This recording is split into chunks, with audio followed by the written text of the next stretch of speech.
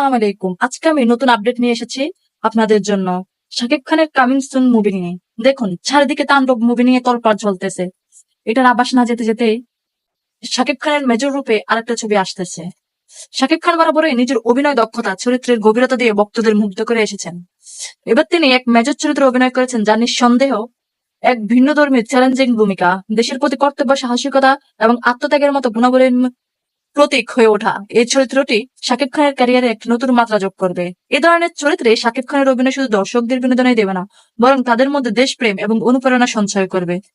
তার শারীরিক প্রস্তুতি, অভিব্যক্তি এবং চরিত্রের গভীরতা ডুবে থাকার ক্ষমতা এই সিনেমাটিকে অবশ্যই একটি মাস্টারপিসে পরিণত করবে। দর্শকরা শাকিব খানের মাধ্যমে এক সাহসী মেজরের গল্প দেখতে পাবে, যা অনেকদিন মনে গেঁথে থাকবে। এই ধরনের চরিত্রে শাকিব খানের প্রতিশ্রুতি এবং অভিনয়ের প্রতি ভালোবাসা তাকে বাংলা চলচ্চিত্রের একজন কিংবদন্তি হিসেবে আরো এক ধাপ এগিয়ে নিয়ে যাবে। কিংবদন্তির শাকিব খান আমাদেরকে মারাত্মক লেভেলের আরো অনেক মুভি উপহার দিয়েছেন। প্রিয়তমা, বরবাদ, তুফান, তাণ্ডব। এখন আবার সাম্প্রতিক কিছু ছবিতে শাকিব খানকে মেজর রূপে দেখা যাচ্ছে। শাকিব খানকে আসলে আমাদের জন্য দারুণ কিছু নিয়ে আসছে। সামনে কি আরো মারাত্মক কিছু নিয়ে আসছে? কার কি মনে হয়? সবাই কমেন্ট করে জানাবেন।